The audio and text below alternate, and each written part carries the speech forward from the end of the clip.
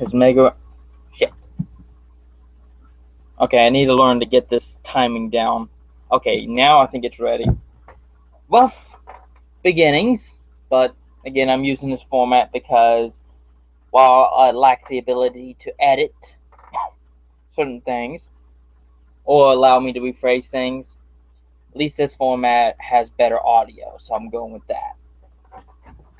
But today's broadcast is about Star Wars Battlefront and my concerns about it. Like many though gamers who remember the old Battlefront series, we were ecstatic. I lost my mind. I went ballistic in joy when it was first announced, but now it just seems like it's just not worth it. Well, it's not. It's still worth it, but at the same time, it's not Battlefront. Now I get it. Battlefront was originally meant to be like a Battlefield clone, a Star Wars version of Battlefield. But at the same time, it had its own unique methods. It was very unique in its ways, and it had more content than a Battlefield game. All the while set in the Star Wars universe. In fact, it expanded the Star Wars universe. Now, the first game was just okay. We played several key moments in the movies, and that's about it. So, campaign-wise, first one pretty forgettable. Wasn't really much of a story, but I love the idea they put in actual footage from the film. I thought that was cool. But that was the first game, so it was allowed. But second one came out, and oh my god, that game was amazing. Battlefront 2, absolute best. Even had a good campaign. It actually had a campaign with its own series of objectives. And the best intro, outro to each mission. You know, the narration. They pretty much got the guy who played Jango Fett. I can't remember the gentleman's name at the moment. But, you know, he was used for all the clone troopers and such. And he told the story. He was playing a clone trooper who was narrating and telling the story of the 501st Legion, which was formed during the Clone Wars and during the Galactic Civil War, was known as Vader's Fists. Weep a moment. And those stories were amazing. And it was a successful bridge between the Clone Wars and the Galactic Civil War. You know, they started, of course, in Geonosis. Then they went through all the battles of the Clone Wars.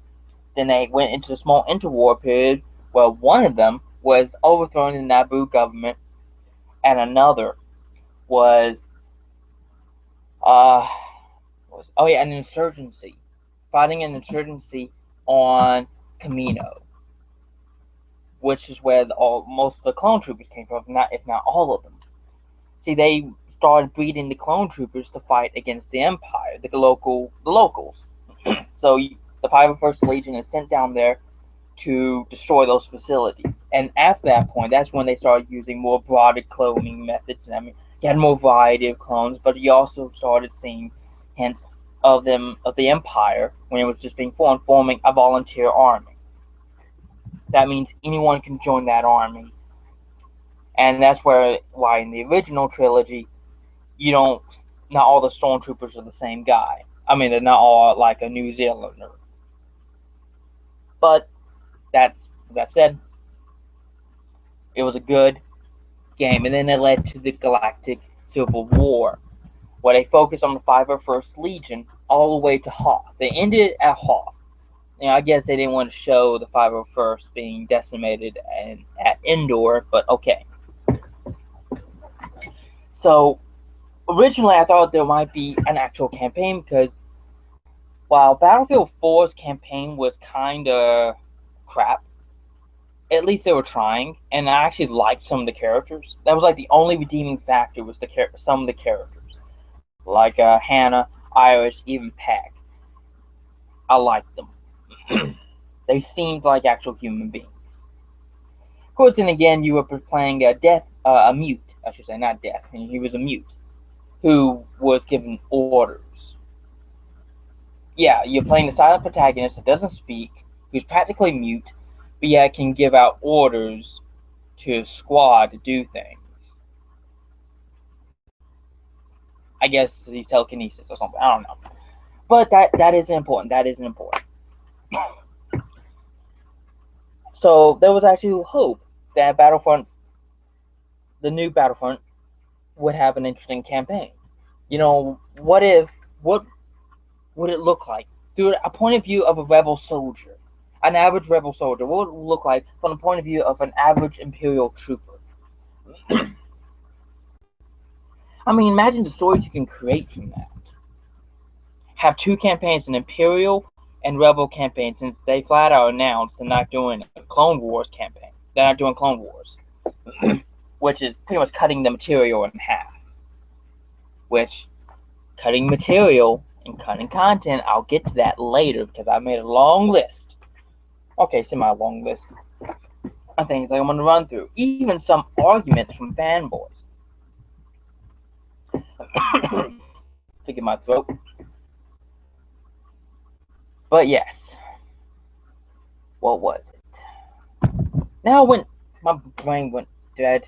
See, this is why I edit my stuff. Because I lose track, even with a list in front of me. Oh yes.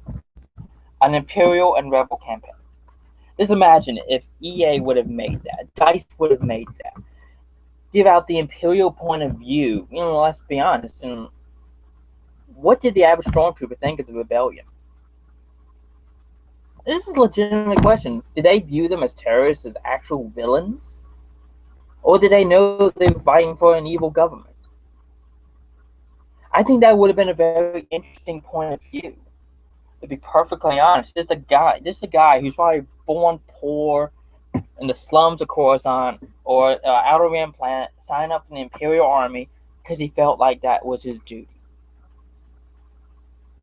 And he's fighting against the rebels, and he believes heart and heart that he's on the right side. And by when it gets to Endor, that the tide is turning, and the sadness of that. Maybe you give him a squad, and you see his squad mates being taken out by Ewoks and rebel commandos. Or maybe they started trying to evac because they overheard that the Emperor is ordering the second Death Star to blow up the Endor, the forest moon of Endor. Because if you remember in the deleted scenes of Return of the Jedi, which I'm disappointed they didn't leave it in because it actually made the guy in charge of the Death Star, that officer, sympathetic because he didn't want to blow up the planet, but he was preparing to. But you can tell there was a lot of resistance for doing that. But I guess, you can't humanize the villain, so that had to be cut. But what if they kept that deleted scene? What if they played on that deleted scene in that final mission? Alright, they didn't do it. They're not doing a campaign, but I'm just saying, what if they did do a campaign? And what they really missed out on? What if the main protagonist squad gets contacted by the guy, I can't remember his name, like a Grand Moff or something like that. I can't remember the guy's name. Who's on the Death Star, and he's telling the guys on Endor, like secretly, like once the shield generator goes down, tell them get off the planet. And the last few moments of the game, of the Imperial campaign, is your squad trying to get off the planet, trying to evac off the planet before it's destroyed. And then while in the evacing, your squad gets cut to pieces, you're barely alive. You get attached to some of these squad mates. They start dropping like flies. And then when you think, and the players thinking, protagonists thinking, we're all going to die because any second now the second Death Star is going to blow up Endor. And then he looks up at the sky, thinking he's about to see his death. Then the Death Star blows up. It'll goes according as it does in the film. The second Death Star blows up, and the final image is seeing that Death Star being blown to pieces. And rather that the trooper you play as lives or dies, I'll leave that to you to decide. Would it be better if he gets slaughtered by rebel commandos, or even like ripped to pieces by Ewoks, or he's just taken prisoner, or he's rescued and by a nearby team, and while the Imperial fleet is evacuating from the entire system, allies pick them up, put them on wounded, of course, pick up their wounded, get on a shuttle, and hurry their ass to the evac to board the ship before the fleet just skedaddles out of the system. Because that's what happened after the second Death Star was blown up. The Imperial fleet wasn't destroyed. If you look at the expanded universe, in fact, the Imperials could have still won that battle, but after the Death Star was blown up, the guy who's now in charge panicked and ordered a full-scale withdrawal. Even though firepower, ship-wise and firepower-wise, the Imperial Star Destroyer was still a lot better, and they still had the numbers, and they could still fight, but panic came over. And then the Rebel campaign, you can show Imperial atrocities. You can see the Rebel protagonist. The reason why he joined the rebellion is because of atrocities committed by other Imperial units. And that one could be the quote happy campaign. But that's an opportunity DICE has missed. They could have told an interesting tale from both a Rebel and Imperial perspective, but we're not getting that.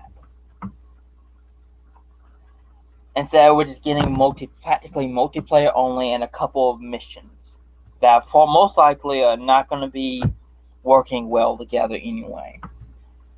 That probably have no overall story arc, and it's just very basic and dull. I mean, if y'all need a couple of years to make an actual story, I think the game community would be happy for it if you would make an actual decent Star Wars story. Because the universe is there. All you have to do is add in humanity. That's all you have to do.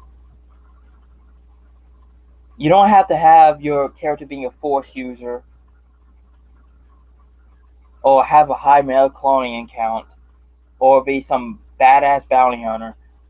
Just play an actual soldier, and that was kind of the appeal of the original Battlefront games. You're playing as the gears to the machine, which was appealing. You want the hero, but you were the guy who was making sure the hero's job was easier. You were the guy who was going into the breach, and that was fun. I felt like I was actually in a battle. Battlefront, the new Battlefront, though, what I'm seeing, it doesn't feel that way. It just, I mean, you didn't bring back space battles, but you brought back heroes. You didn't give us Galactic Conquest, but you gave us heroes. I think Galactic Conquest would have been more appreciative than the heroes. In fact, the Galactic Conquest could have replaced the single player y'all didn't make, but you didn't do that. So, and because you only have 4 planets, 5 if you include Jakku, which is a DLC map, fortunately free, but at the same time, I don't think all the DLC is going to be free. If it's going to be map DLCs. The only reason Jakku is going to be free is because the movie's coming out later this year. And this has been done in the past. In fact, 007 Legends, it was like having Daniel Craig's James Bond play through all the past several key moments in the Bond universe, like Moonraker was my personal favorite. What was it? Come on. You Only Live Twice, I think. Goldfinger. Wait, was it Goldfinger? Or am I thinking about the Austin Powers? Uh, oh my god, I'm drawing a blank on my James Bond knowledge. Well, that ain't good. That ain't good at all. Ah, hell with this, 4th of July. Why should I care about a British agent on this day? But, back to the topic. But yeah, I even wrote down a list. Let's go down. Okay. Now, we're going to walk away from it at the moment, from campaign. Because, I've touched on, Galactic Conquest. I mean, you could have easily added a bunch of planets and a couple of maps. And give us a Galactic Conquest with bots. And that would have been a great single player for us. But no, we're not getting that. Not getting it at all. Oh well. Missed opportunity. But to be perfectly honest, you pretty much took the majority of the game out. This is not a Battlefront game. This is a Battlefield game with a Star Wars skin. Actually, that's on my list. Let me get down there for a second. Rumors there's no mod support. I haven't checked it yet, but I'm throwing that out there for the PC guys. I don't play many games on PC. I like to give them a bit of a bone. And mods are the only thing that really keep games alive anymore.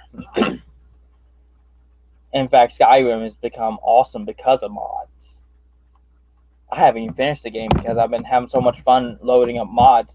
Hell, Men of War, which I've been playing lately, I'm thinking about downloading some mods for that. And because the map editor is awesome and you throw in mods in the equation, oh wow.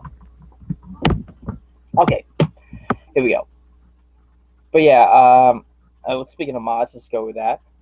It's pretty much right now, from what I'm gathering from people who played it, and from my own personal observation. Wait a moment, but you get what I'm trying to say. I'm tired, so my pronunciations are not that good at the moment, and I'm excited and nervous. But yeah, what I was pretty much about to say is, we're pretty much playing $60 for less content.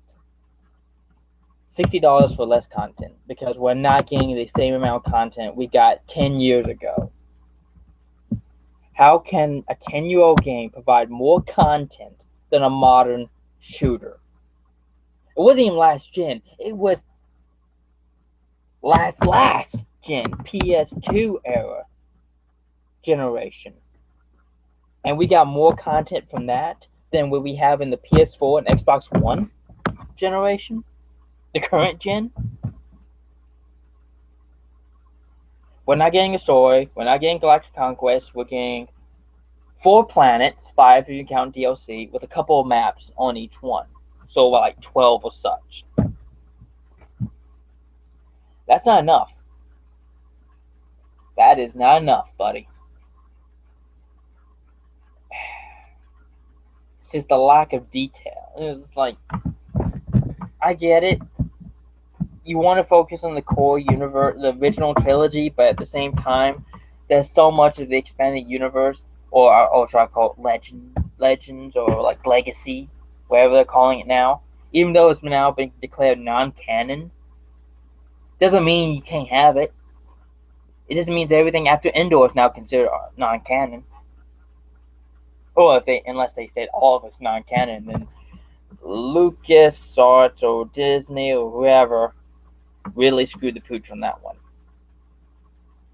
I can understand everything after Endor being considered non-canon now. I get that, and I respect that.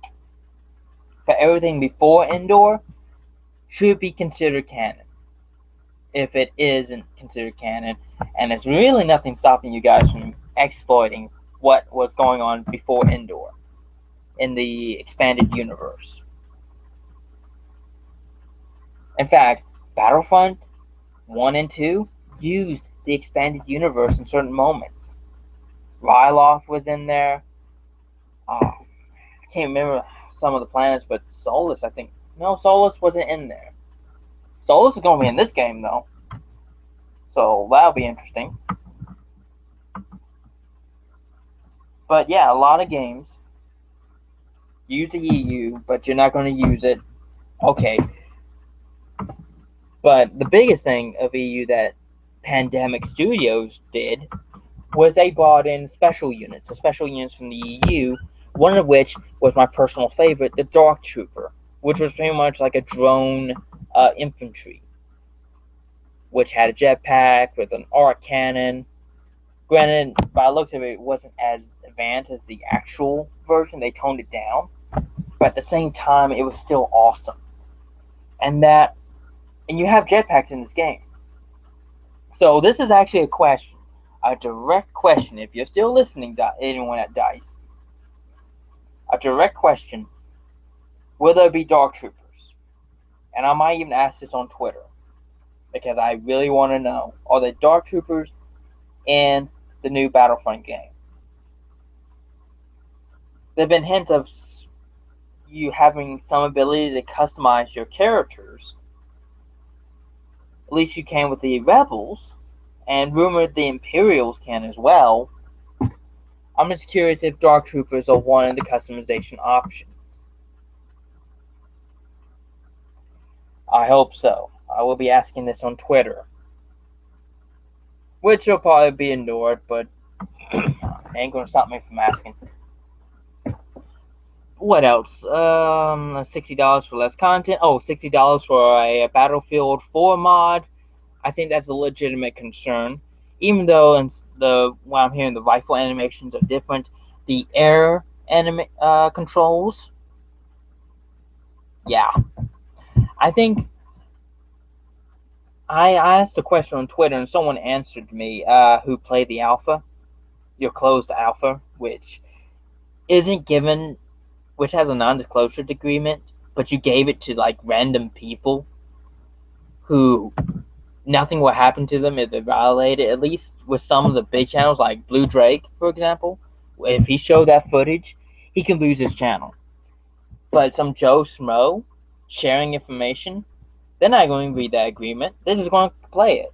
So you got a bit of a issue right there. But this is when it comes to aircraft controls. I talked to some gentleman asked me. I asked EA, Dice EA, Star Wars, one of those Twitter accounts, and a gentleman who played the pre-alpha answered it. I asked, is the controls going to be similar to that Battlefield 4? I hope not. Person answered, yep, it's pretty much that. You're using one joystick, so one thumb to control the entire aircraft. Is still just as crappy as before. So we get why you ain't doing space battles, because you can't do air combat with the damn. And okay, before anyone asks, well, pilots actually use a joystick, use a stick. True, but they can at least control the aircraft with that. You can't control an aircraft in a video game with your thumb. Your thumb tenses up, or you put too much pressure on one end, you flip over, you crash. That's why so many aircraft fall out of the sky in Battlefield games. Or they crash. It isn't because the pilot's doing kamikazes. It's just sometimes you lose control of that son of a bitch. And that you do kamikazes. So also expect in the Hoth battles, kamikaze snow speeders. Expect it. Expect it. It's almost like in Rogue Squadron 1, while they're hitting that tow cable that's spinning around. That snow speed is going to hit the head of the AT-AT every now and again. Just watch. Just watch. Even in Battlefront 1 and 2. Wow, this is really flowing, because I'm about to talk about the AT-AT in just a second. But even in that game, you can control the snow speeder, and if you're not doing it right, you crash into the head of that AT-AT. Now,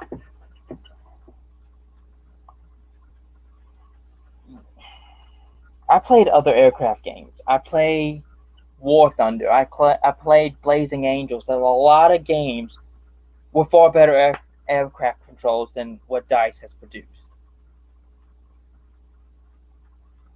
Having one stick control every motion is ridiculous. It is flat out ridiculous, especially with the camera pointed straight forward. You can't look side to side.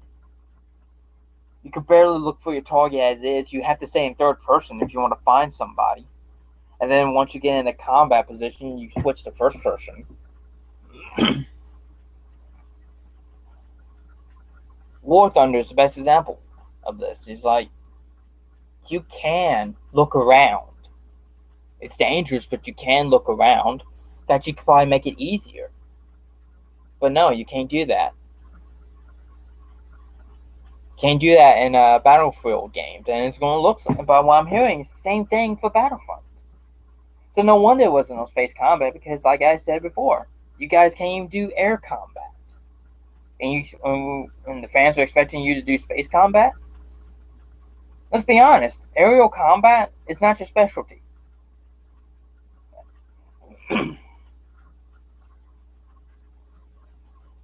It's just, there's so many games that can do it better. And that's what disappoints me. DICE. You can't exactly do air combat justice. Now, if you allow to use two sticks for maneuverability and the other for speed, and maybe even looking around, maybe that would be better. Just saying. There's a lot of games that do it better. So maybe you should start being influenced by them. I get the logic, real pilots using a single stick to control an aircraft, but they have the whole hand wrapped around it. They even have a fire control. They have the trigger on it. They have other components on it to help them out. All I have is a tiny little stick that I push with my thumb, which is inaccurate controlling at its best. And not even the PC Master Race has to deal with that crap as well. But that's irrelevant. Let's move on. In regards to PC. Let us move to the next one now. Let's take a look here. Rescan. Yeah, I went to that. Oh, here we go. Like I just remembered. AT-AT's on rails. And a fun quote I found on my research. Now this is kind of old, but full freedom doesn't always equal fun. Those two go together. In Battlefront 1 and 2, you were able to control the AT-ATs. There were no incidents. There were no, quote, trolling. You were allowed to control that AT-AT and run it to its objective and fight. But now in this new Battlefront, it's on rails, and all you can do is control the guns. That's it.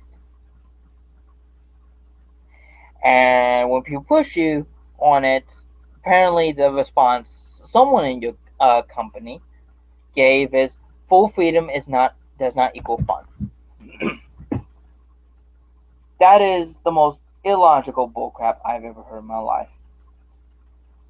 Freedom equals fun. You play as you want to play, I should say. You want to play. You want to be a sniper, you be a sniper. You want to run an AT-AT straight through the enemy lines and control its movement, or perhaps have it in a standoff distance and fire its blasters towards the rebel defenses. And allow your scout walkers to form a perimeter defense around it, so snow speeders have to come after you. You shoot them down, but you're still out of range of the children, so you have to move forward. So you can't just sit on your ass. But that's a legitimate strategy.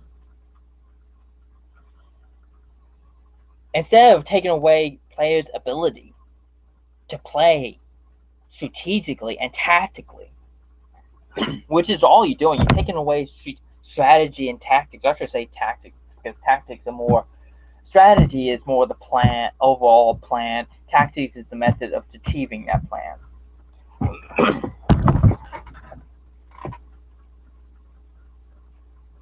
But yeah, you take it out. You just give us freedom. Give us all the freedom we can, and let us fight these battles. It doesn't take away the fun. It adds to the fun. There's no such thing as OP. That's just an illusion for those who keep getting their ass kicked, or the failure of a developer to make good balance. But a great developer doesn't take away features to make it balanced. It's more of a false narrative. It's an illusion, I should say, not narrative, an illusion.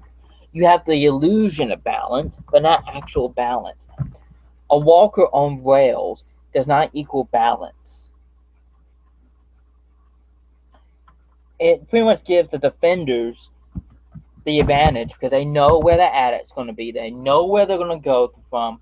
They can set up the defenses there. And the attackers, the Imperials, I'm talking about Hoth, have to go through a certain corridor. You're taking away all the tactical planning of this. You can't have two AT-ATs. Let's say this, like two AT-ATs like split off. Like if it was player control, two AT-ATs could split off and do a pincer. You think I'm joking? No, that could actually be done with players in command. You could have actual military tactics being used in a Star Wars setting. You could have little light tanks move up with them because in the original Battlefront game there were hover tanks for the Imperials and the Rebels. Just imagine it though. AT-ATs being the focus of the main punch, moving on the flanks and meeting up, pushing through the flanks of the lines with other vehicles supporting them, with stormtrooper basic infantry, maybe a couple smaller walkers like the AT-STs, laying supporting, covering fire in the center to keep the rebels' presence there, and pushing them forward. The AT-ATs pushing through the flanks and linking up behind, the two meeting up, linking up behind the rebel trenches, pretty much cutting off, if well-oiled team, those Imperials effectively cut off and surround the rebels in the trenches. And then when they're taken care of, the Imperials take the trenches and they move on and go after the shield generator. Wouldn't that be a more interesting experience than just AT-AT on rails?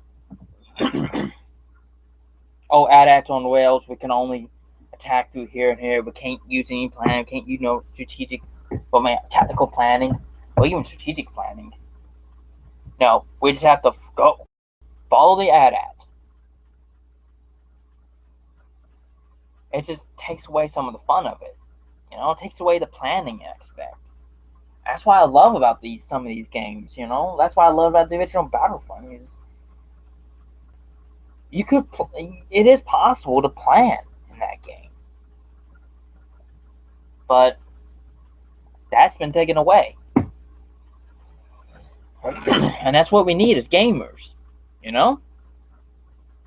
is more freedom to fight out the battles as we see fit. I wish more not RTSs, more SPSs do this in the future. I've been playing PlanetSide 2, for instance. Great game. You're pretty much allowed to, if you have a well-oiled team, you could plan stuff. You were allowed to make tactical and strategic decisions if you have enough people to follow you. That is. So why can't we have that here? We can't. We're stuck. We're stuck following the same old crap. The same old predictable stuff.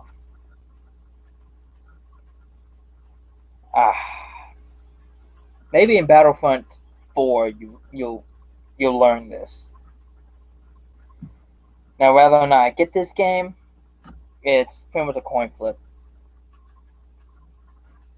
I want you to make after this one,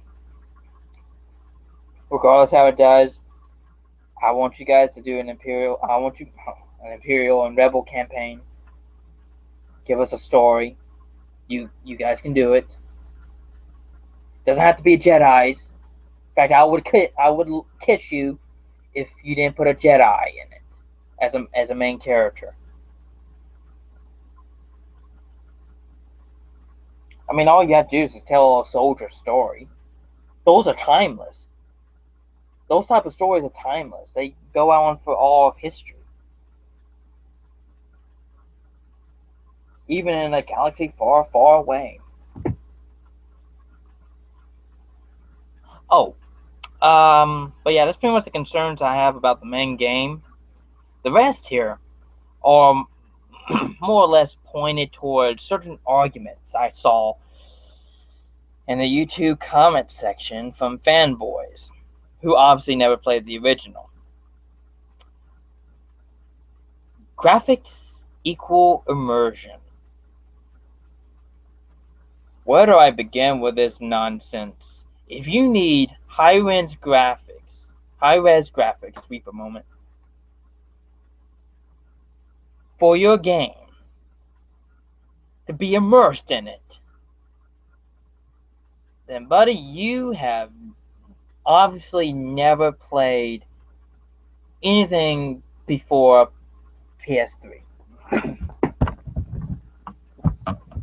I played the original Battlefront games and on the PS2, and I was very immersed in those games. Even with the basic graphics it had, you could still be immersed in it. Graphics do not equal immersion. Ask Minecraft that. So fanboys, graphics don't mean shit. Pardon my language. But I guess graphics, this is the best way to describe graphics in a nutshell.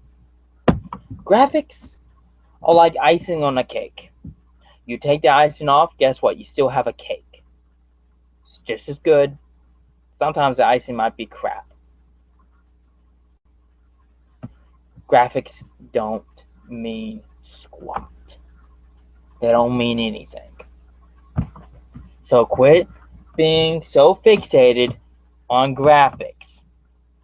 Ask yourself, what's the gameplay? What's the story? Graphics on the bottom.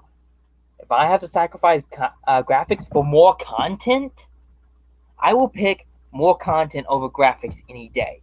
And that's what we're not getting. We're not getting as much content. I'm going back to this, but we're getting less content to the point it almost looks like EA is taking a huge step backwards in the Battlefront series. We're getting more graphics, but less content. I'd rather have more content and less graphics. Because I want to know I'm getting my money's worth. I am not that easily impressed with graphics. If you're easily impressed with graphics, then you might as well be easily impressed by shiny keys someone dangles in front of you. A shiny object. Just dangle it right in front of you. That must amuse you for a couple hours. Graphics don't mean anything. Graphics are important, but they're not as important. They're pretty much like bottom tier of importance. What's next? What was the comment? Would you be willing to wait 2 years? Yes, I would be willing to wait 2, even 4 more years if we would get Galactic Conquest, get more maps, and get more content. Or at least the same amount of content we had in the last game. Some are pretty much saying you haven't played it yet. Well, I've been talking to some people who have. I've been watching videos of people who have. It is exactly like Battlefield 4, but with Star Wars paint job. And the only reason anyone's even interested in this is because it has the Battlefront name. That's it. That's the only reason why I'm even interested in this. In fact, I really have to pick, this year because there's other games I can get. I could always wait on Battlefront. Maybe when it goes down half the price. I haven't decided yet. See, I haven't played a Star Wars game in forever. So that's the only advantage it has is a Star Wars name. that's it. And EA hasn't exactly released that much information on this game. I mean, anyone, answer me this: will there be bots in multiplayer? Because honestly, 20 versus 20 doesn't sound like a big match. It sounds like a pretty small match. I'd rather have 64 players matches instead of the 40-player matches. If you're not going to go full 64 players, then you better give us bots. Because I want to feel like I'm fighting a battle, not a skirmish. And one person even called it skirmish front. I should say skirmish front. So you feel like you're fighting a series of skirmishes and not a series of battles. What's next? Happy the series is resurrected. Sometimes, and I love this one. Be lucky we're getting it. Anyone who uses that logic to me can go to hell. Yeah, I'm lucky I'm getting a subpar game that's inferior to the original series. Yeah. Be lucky we're getting Call of Duty. Nah, everybody knows that's... I've seen that argument before. Oh, we should be submissive to the developer. No, I'm a customer. You're asking for my money. This is what I want.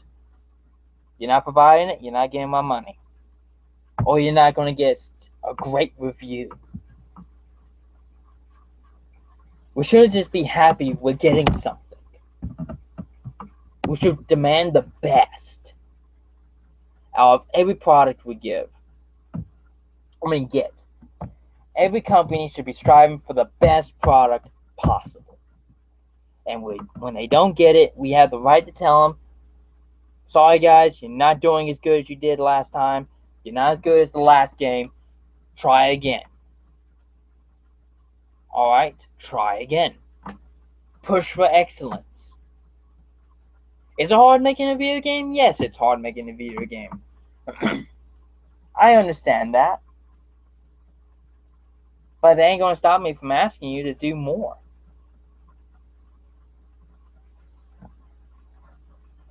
We must push developers to exceed. If not, they become like Activision. They become lazy. They become incompetent. Just like Call of Duty. They become lazy and incompetent. And I actually do feel sorry for the lower tier developers who are actually working on it. They're working on a crap product because management doesn't get it. The guys in charge just don't get it. And that's what it looks like with Battlefront. The guys in charge don't get it. They're giving us less by asking us to pay more.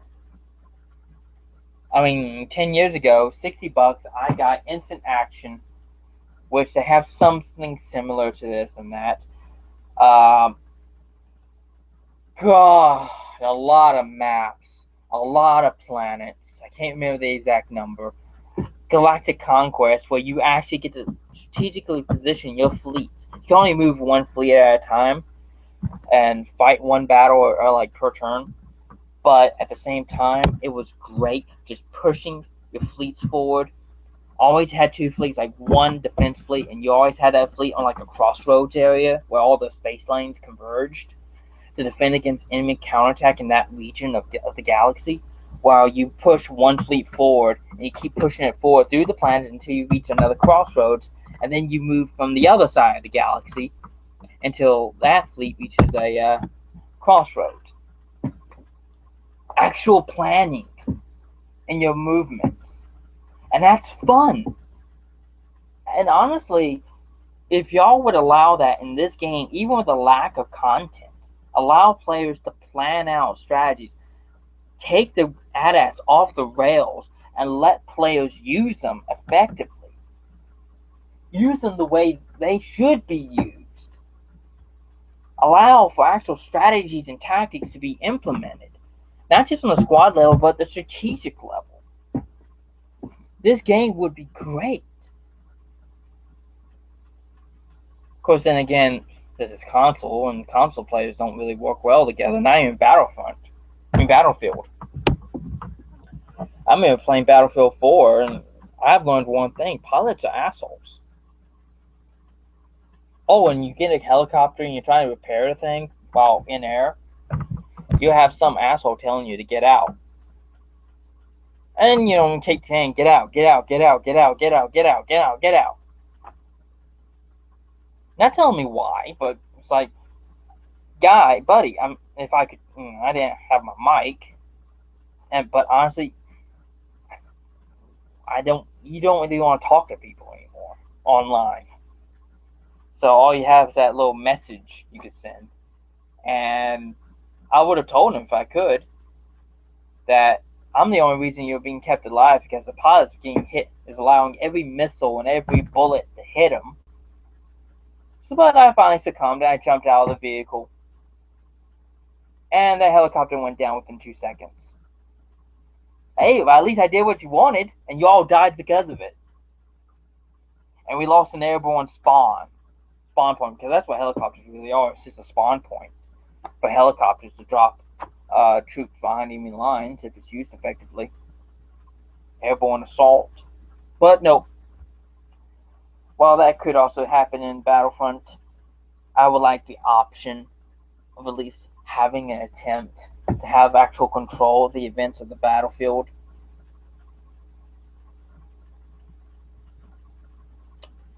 But, we'll see.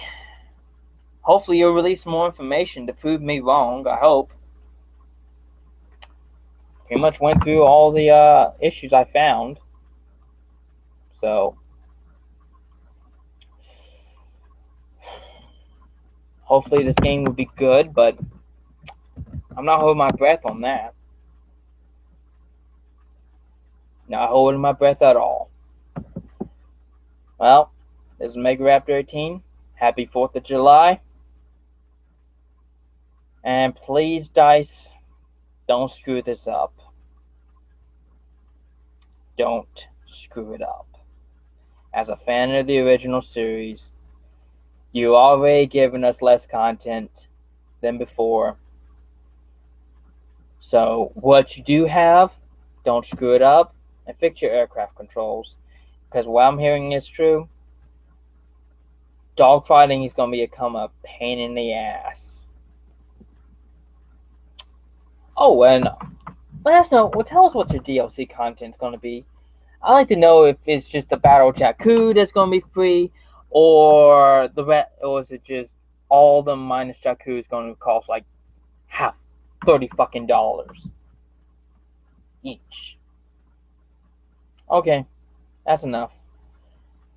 Happy 4th of July.